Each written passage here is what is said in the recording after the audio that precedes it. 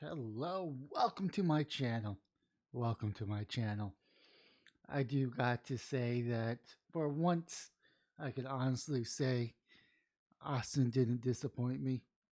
Although there's it wasn't a complete victory that I was looking for, but it was definitely a direction in the right direction.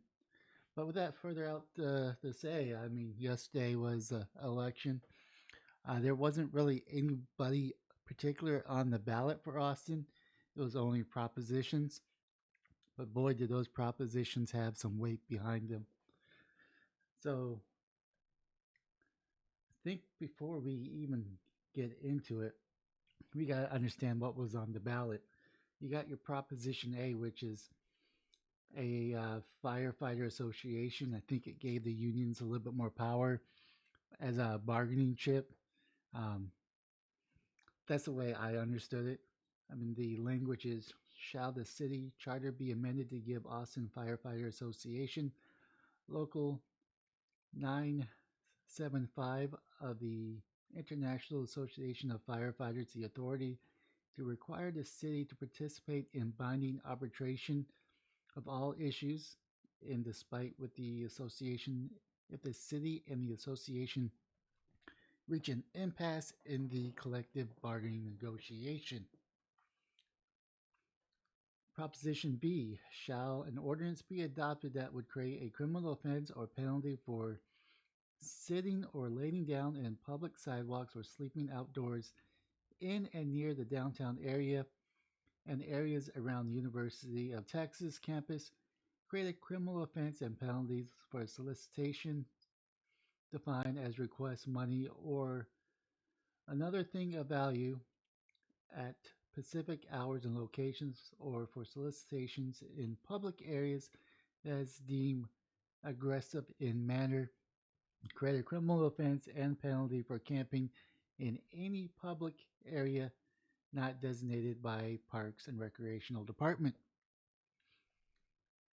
C. Shall the city charter be amended for the director of police oversight to be appointed or removed in a manner established by the City Council ordinance with the duties that include responsibility to ensure transparency and accountability in relations to policing.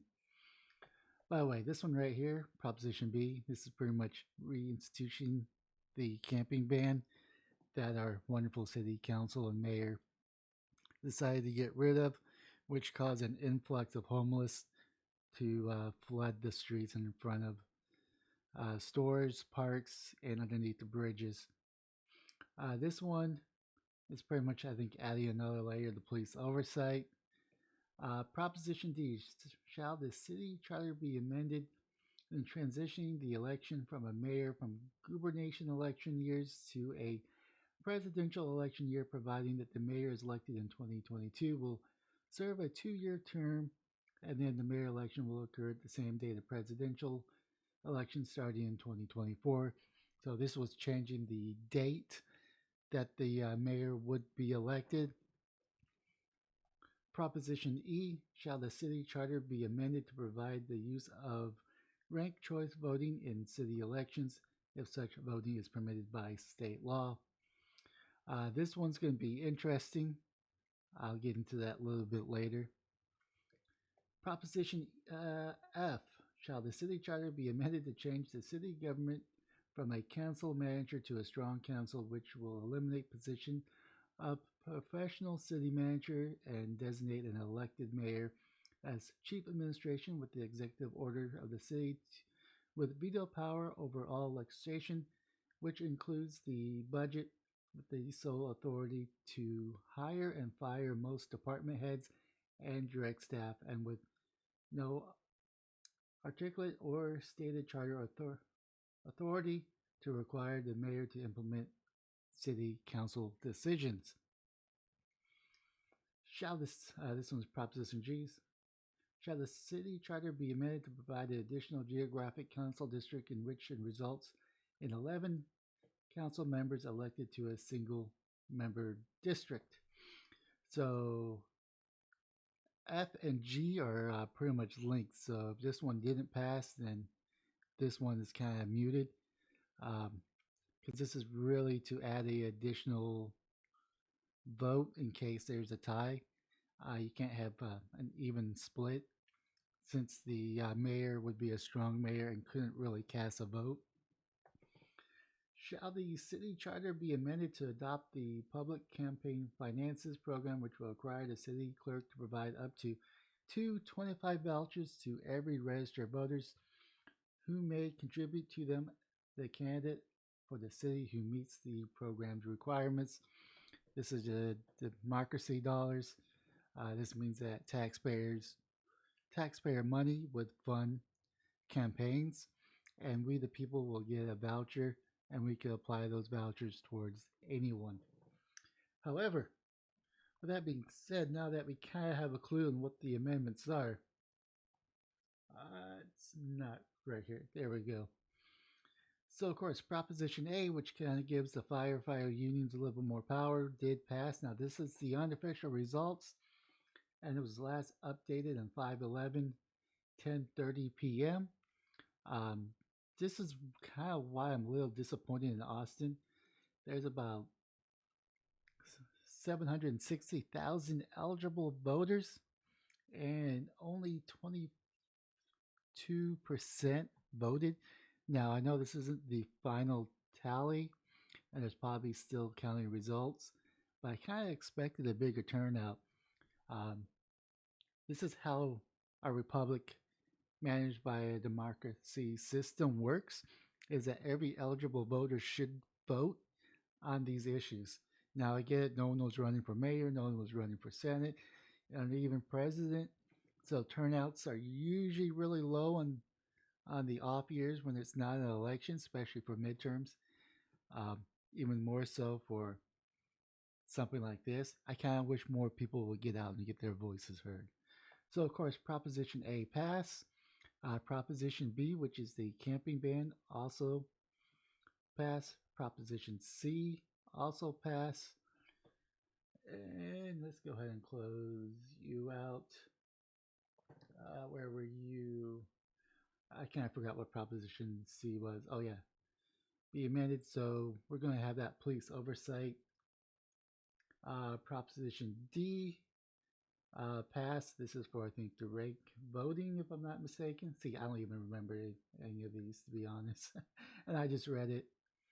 Let's see here. See the oh no, this was for the election, so that passed. So that means our next mayor will only serve 2 years. Now, my question is, we can only serve for 2 terms. Would this be counted as one of the terms if we get a new mayor in 2022? I mean, it's a legitimate question. Or would I be able to serve technically 3 terms, but since it's cut in half? So this is going to be Proposition E, which is a ranked choice. That did pass. Proposition F, which is for the strong mayor.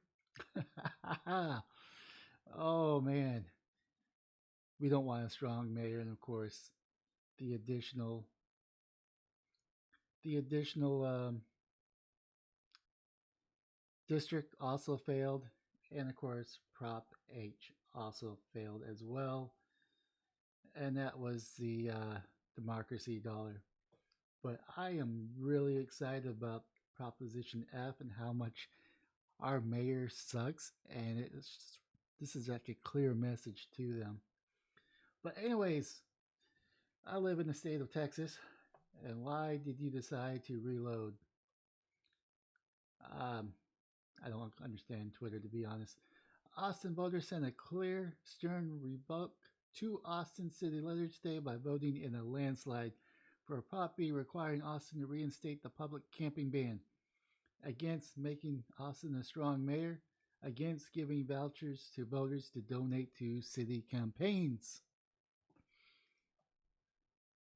So he kind of piped in. I mean, he's the governor. He can do whatever he wants. Of course, the Gregio Cizia, the overwhelming majority of Austin shared a common goal. No matter how the folks voted on Prop B, get the people from tents into homes. We must all come together after this election and House 3,000 more people because we can only solve the homeless with homes, not handcuffs. Now, I disagree with you. This is a message saying that your failed policies are no longer going to be tolerated in this wonderful city of Austin, Texas. This was a message to tell you get bent, get wrecked. Although, as we can see from the elections, even though Prop B did pass, it was only a slim margin. It was 57 to 42. So about roughly 20K voters is the difference. Yeah, I know that's a lot of votes, but at the same time, it's people were conflicted. People want to help the homeless, but they don't want the camping ban, but they don't want to make them criminals. So they probably voted against it, against they're conflicted, and they didn't really know which is the best direction to go because homeless is a complex issue. There's not a one solution that fixes it all, which complicates things. But of course, CZL doesn't get the message. His policies, his direction is not working, so he's doubling down onto it. Yes, we must solve the homeless issue, but unfortunately, we have to again be cold hearted and tell these people they're not welcome. If they're not willing to put in the work to better themselves, then they're not welcome. If they're just here to cause mayhem and do drugs because the weather is rather nice, then they're not welcome. Now, the people that want to get help, people that go into these centers, keep in mind there's a lot of private organizations that actually help people. One of the requirements is that they have to be clean, they have to work, whether it's on the property or an actual job. They have to work to better their lives. And if they don't, they end up getting kicked out, which becomes the city of Austin issue. And then we have to say, you either got to improve yourself or you got to get out. I understand that's cold hearted, but sometimes the cold hearted approaches are the best approaches. Now, of course, we have our mayor. The Prop B campaign and the vote on both sides have been seen as an expression of a popular will to an end tenting. This election underscores what we need to accelerate and the scale of solutions to end camping. Oh, so they want to accelerate failed policies. Dude, mayor, you're out of touch. Listen to the people. Listen to the people. Austin has a real opportunity to lead the nation and homeless. If we band together, I will continue to work with my colleagues and our summit partners to house 3,000 people in the next 3 years and accelerate moving people out of encampments into better, safer places. No, we don't want that. We don't want you to continue path. We want you to fix the issue, keep Austin taxpayers safe. Yes, I understand the homeless people have rights, but we are also taxpayers that are fed up with your failed policies. Accelerate homeless. Accelerate ending homeless. You never can get away with from stupid. You showed this in our face for 2 years. Best solution is to use your various properties that you and your wife and different last names own and name it Adlerland. So yes, if it wasn't clear by our elections, we do not want you. This is a message to you. With your failed policy of defunding cops to your removing the penalties for camping on the streets, camping in front of stores, harassing customers. Customers don't want to shop at certain shops because it's a homeless camp now. You got people underneath bridges. Now there's one bridge off of Burn and 183. I look over there. It literally looks like a mini dump. People are tired of seeing that. It's not attracting people to our wonderful city. Not to mention the parks that are golden, that are green belts, our green parks are being destroyed by your policies. This is what attracts people. This was a message. We keep on giving you messages and you keep on ignoring you. I did a tweet where someone says, I see a lot of heat in the comment sections. No, this isn't not heat, but hate. No, this isn't hate. This is disdain. We're disdain feeling from a government that refuses to listen to us. This is what this message is. And one way or the other, we are going to take Austin back, whether it's through voting these people out, voting on propositions that make Austin safe for everyone. I mean, 2022 is just right around the corner. I think there's about 4 or 5 seats up for a re-election. One of them's the mayor, and I think 4 or 5 of them, or 4 or 3 of them, are for city council members. And keep in mind, Austin is paying attention, and we're going to vote these people out if they don't start changing their ways. We're going to turn Austin back to the Austin and make Austin great like it always should be. Anyways, that's it. Leave a comment down below on what your thoughts are, and have yourself a wonderful rest of the weekend.